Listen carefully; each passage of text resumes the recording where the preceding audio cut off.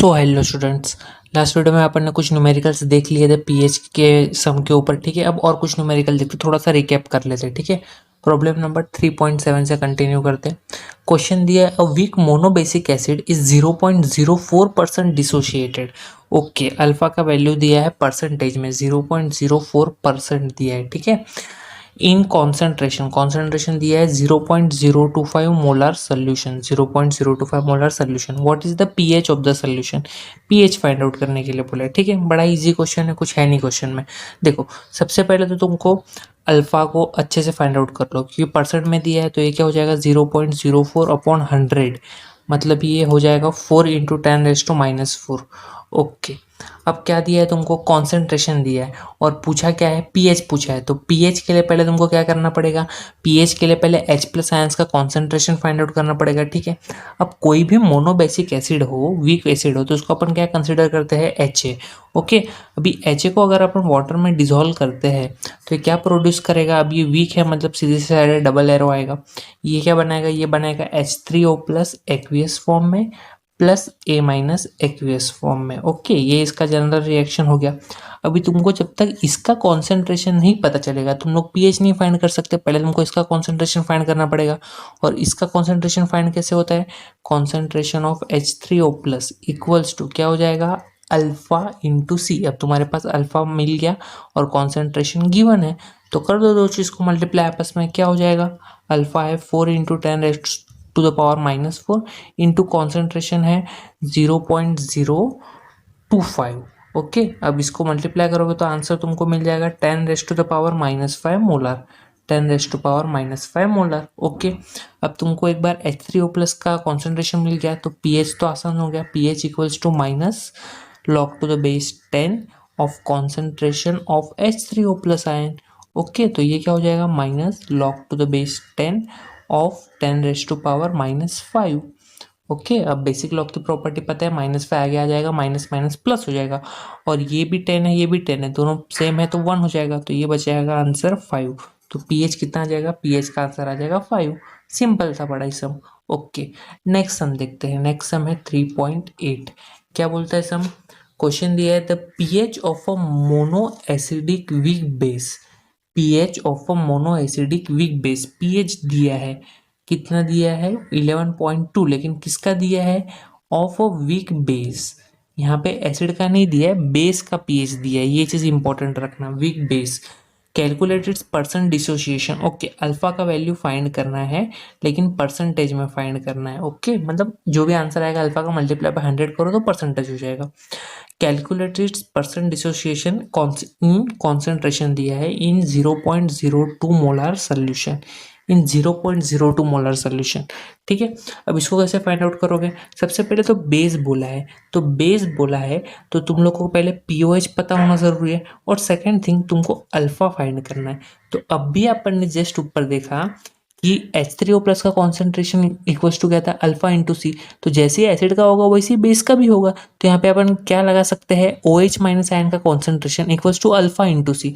अब मेरे पास उसने सी तो दिया है, लेकिन क्या नहीं दिया है? अल्फा नहीं दिया है।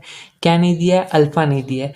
तो मेरे को पहले क्या फाइंड आउट करना पड़ेगा? अल्फा के लिए फाइंड आउट करने के लिए जरूरी चीज कौन सी है? OH- आयन का कॉन्सेंट्रेशन। अगर मुझे OH- का कॉन्सेंट्रेशन मिल गया तो मेरे पास सी तो ऑलरेडी गिवन है, तो अल्फा मिल जाएगा। अब मेरा मेन टारगेट है OH- आयन का कॉन्सेंट्रेशन, बट OH- आयन का कॉन्सेंट्रेशन कहाँ से मिलेगा? POH से मिलेगा, और मेरे को दिया है पीएच। तो पहले सिंपल सा क्या करो? पहले POH फाइंड आउट करो। तो POH इक्वल्स टू क्या हो जाएगा? 14 माइनस पीएच।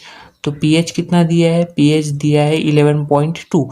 तो POH कितना हो जाएगा? POH हो जाएगा 2.8। 14 माइनस 11.2 दैट विल 2.8। अब तुमको पीओएच मिल गया तो कॉन्सेंट्रेशन मिल जाएगा। किसका कॉन्सेंट्रेशन मिल जाएगा? OH- आयन का कॉन्सेंट्रेशन मिल जाएगा। सीधी सी बात है, तुमको इसका कल ही अपन ने देखा था ये सम को कैसे सॉल्व करना है। इसको एक साइड ले लो, log⁻10 concentration of OH- ions equals to minus POH, ये हो जाएगा इक्वल्स टू -2.8। मैंने बताया था इसको सॉल्व कैसे करना है। इसको पहले सेपरेट कर दो, -2 -0.8, और खुद से +1 -1 लगा दो न्यूमेरिकली। It is adjustment. ठीक है, अब इसको क्या हो जाएगा? ये -2 और ये -1, तो ये हो जाएगा -3 पॉइंट ओके, या फिर यू कैन से +1 माइनस 0.8, तो ये हो जाएगा 0.2, तो ये क्या हो जाएगा bar3.2। ओके, अब इसका एंटीलॉग निकाल लो, क्योंकि ये लॉग के फॉर्म में है अभी, log to the base 10 OH minus. Okay, अब इसका एंटीलॉग निकालोगे तो इधर क्या आ जाएगा, सिर्फ OH माइनस का कॉन्सेंट्रेशन इक्वल्स टू इसका एंटीलॉग। इसका एंटीलॉग लोगे तो तुम्हारा आंसर आ जाएगा 1.585 इंटू 10⁻³ मोल पर DM³ कॉन्सेंट्रेशन है तो सीधी सी बात है मोल पर DM³ में ही रहेगा। ओके, तो 1.585 इंटू 10⁻³ अब देखो तुम्हारा काम आसान हो गया, OH माइनस आयन मिल गया। मैंने जस्ट तुमको स्टार्टिंग में बोला था फॉर्मूला क्या है, OH माइनस आयन का concentration equals to alpha into C. अब तुम्हारे पास OH माइनस आयन का कॉन्सेंट्रेशन है C है, तो अल्फा नहीं मिल सकता, एकदम आसानी से मिल सकता है, निकाल लो फिर। अल्फा इक्वल्स टू क्या हो जाएगा, डिवाइड में चला जाएगा, तो OH माइनस का वैल्यू तुमको मिल गया है 1.585 into 10⁻³ divided by concentration. Concentration का वैल्यू कितना है 0.02। अब इसको सॉल्व करोगे तो आंसर मिल जाएगा 0.07925, 0.07925।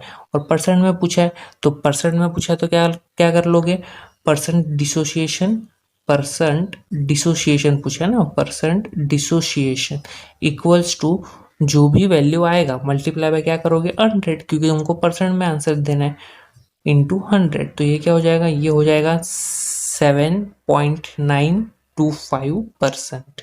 ठीक है ना, मल्टीप्लाई बाय 100 करना है, मतलब 2 पॉइंट शिफ्ट कर दो तो ये हो जाएगा 7.925%। तो परसेंट डिसोसिएशन मिल गया। तो बड़ा इजी सम था, बस याद तुमको इतना रखना है। इंपॉर्टेंट चीज़ ये है कि उसने बेस के लिए पूछा है और तुमको दे के रखा है पीएच, तो तुम लोग घाई घाई में इसको मत ले लेना, मतलब इसको पीओएच कंसिडर मत कर लेना। ठीक है, तो पहले पीओएच निकालो 14 में से माइनस करके, फिर जो तुम्हारा आंसर आएगा उसको वो OH माइनस का कॉन्सेंट्रेशन रहेगा। ओके, मतलब वहां से तुम लोग OH माइनस का कॉन्सेंट्रेशन फाइंड आउट कर सकते हो। ठीक है, सिंपल सा सम था। ओके, अब जो नेक्स्ट इंपॉर्टेंट चीज है वो है हाइड्रोलिसिस ऑफ सॉल्ट।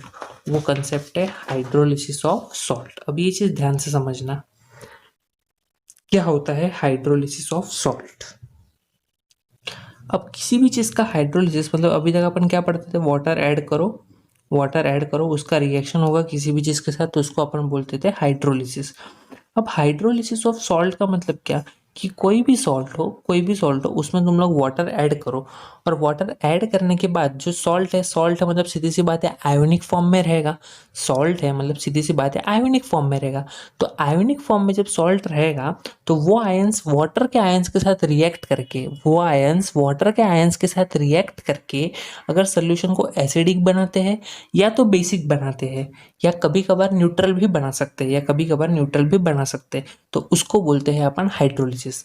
तो हाइड्रोलिसिस का सिंपल मीनिंग समझ में आ गया कि तुम्हारा जो भी सॉल्ट रहेगा उसके आयंस और वाटर के आयंस आपस में रिएक्ट करके जो भी सोल्यूशन को अल्कलाइन भी बना सकते हैं या तो एसिडिक भी बना सकते हैं, वो प्रोसेस को अपन बोलते हैं हाइड्रोलिसिस।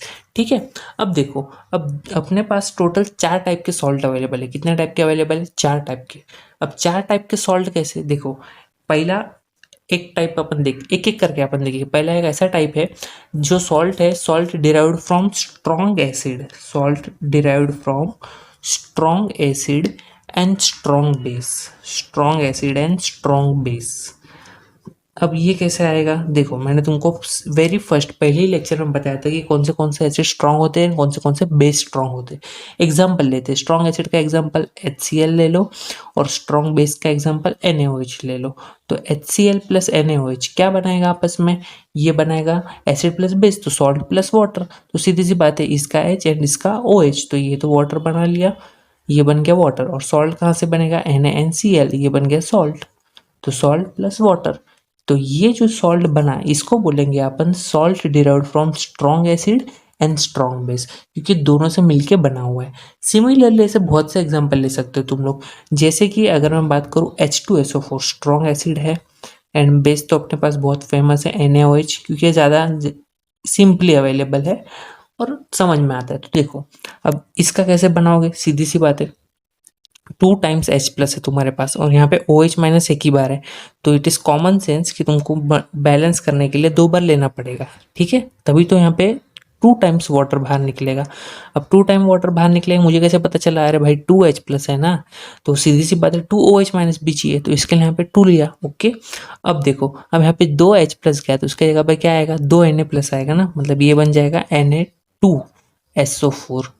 Na2SO4, 2 आगे मत लगा देना, 2NaSSO4 मत कर देना, Na2SO4 इज द करेक्ट, क्योंकि H की भी वैलेंसी 1 होती है एंड सोडियम की भी वैलेंसी 1 होती है।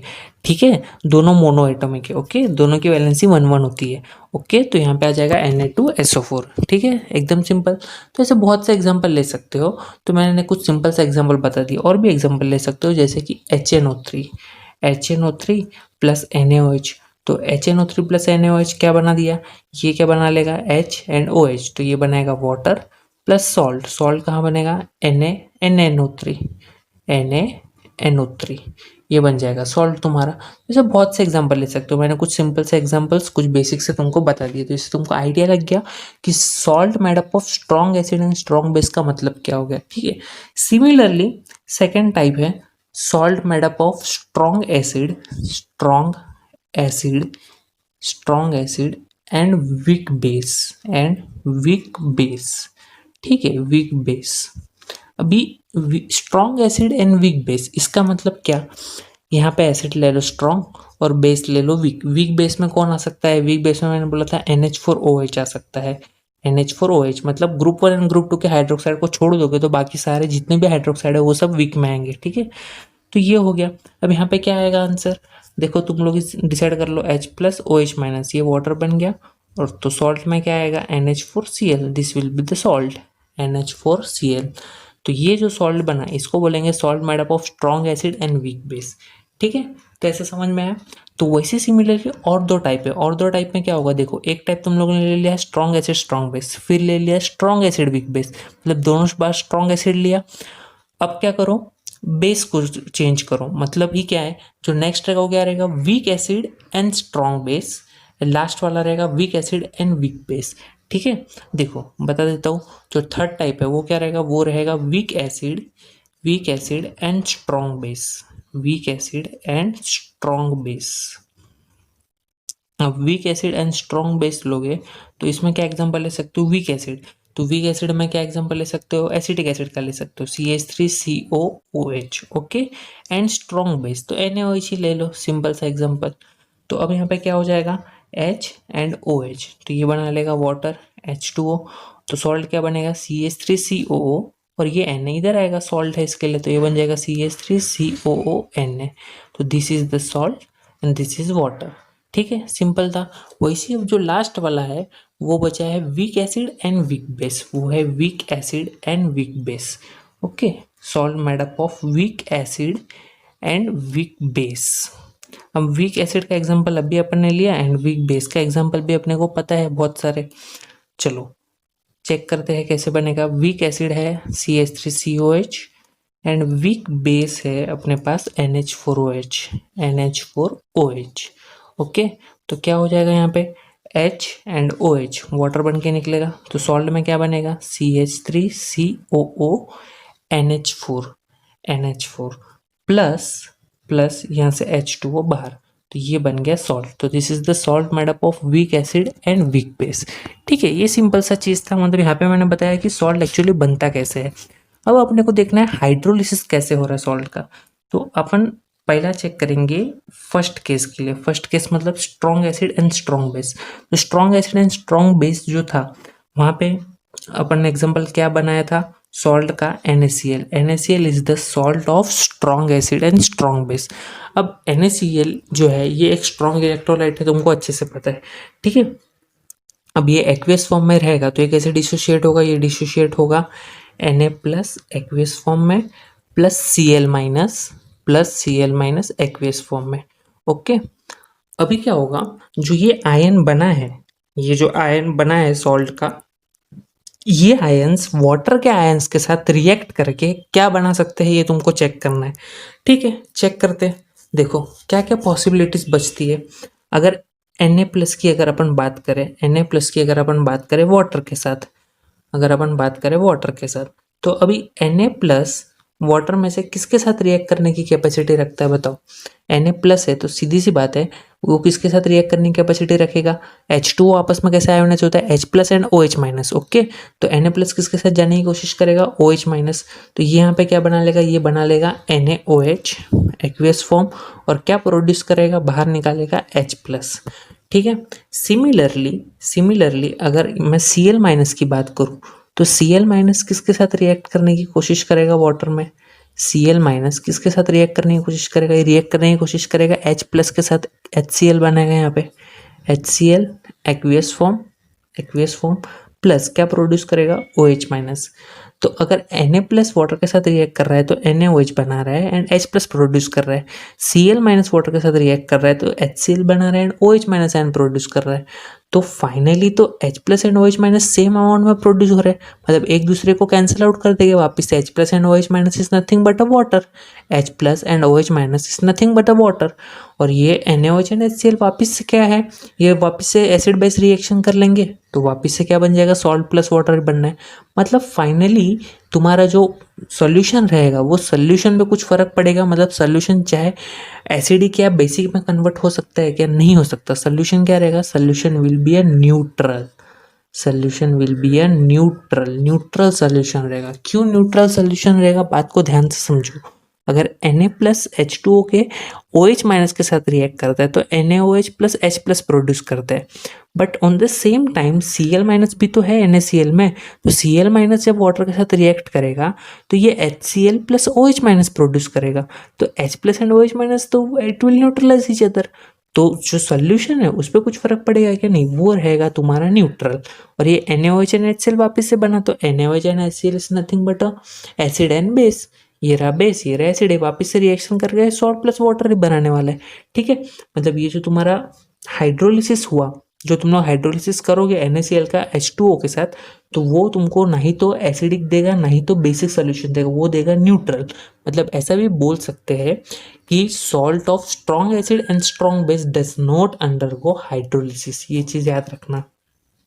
क्या बोला मैंने, salt of strong acid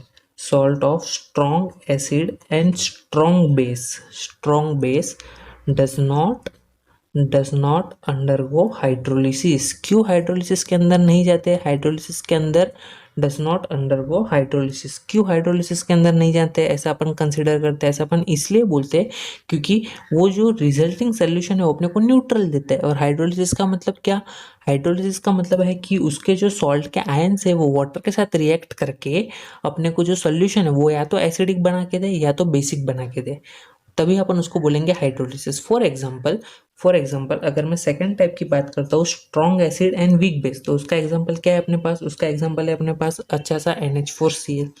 NH4Cl is the good example, अभी अपन ने जस्ट देखा NH4Cl।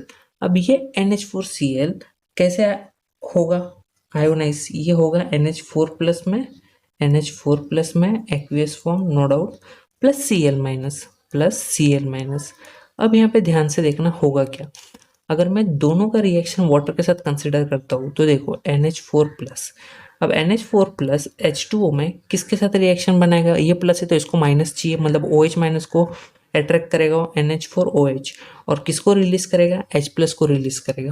On the same time Cl minus भी क्या करेगा, Cl माइनस अगर वाटर के साथ रिएक्शन करता है तो Cl माइनस H प्लस को बुलाएगा अपने पास, तो ये HCl बनेगा प्लस OH माइनस। अब यहाँ पे ध्यान से देखना, यहाँ पे क्या हो रहा है कि ये जो HCl बन रहा है ये है तो स्ट्रॉन्ग इलेक्ट्रोलाइट है, और वाटर के अंदर तुम लोग इसका एक्वस सोल्यूशन ले रहे हो तो ये पूरा का पूरा डिसोशिएट हो जाएगा वापस से H प्लस Cl माइनस के फॉर्म में।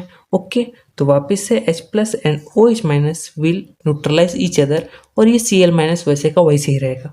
मतलब Cl minus in short water के साथ रिएक्शन करके कुछ बेनिफिट दे रहा है क्या, कुछ नहीं, सोल्यूशन को कुछ फर्क नहीं पड़ रहा है, वो वैसे ही रह रहा है from Cl minus point of view.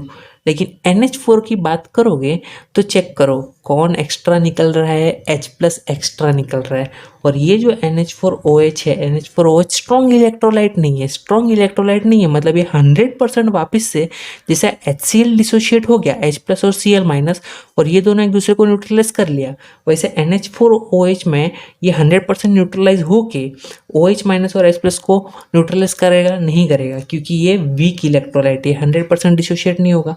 मतलब तुम्हारा सोल्यूशन में क्या एक्स्ट्रा आ रहा है, एक्स्ट्रा जनरेट हो रहा है H प्लस आयन, मतलब ही तुम्हारा सोल्यूशन किस में कन्वर्ट हो जाएगा, तुम्हारा सोल्यूशन कन्वर्ट हो जाएगा एसिडिक मीडियम में। तो हाइड्रोलिसिस ऑफ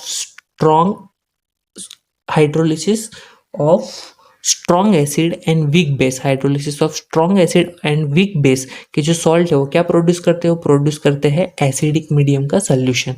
ठीक है, समझ में आया? ओके।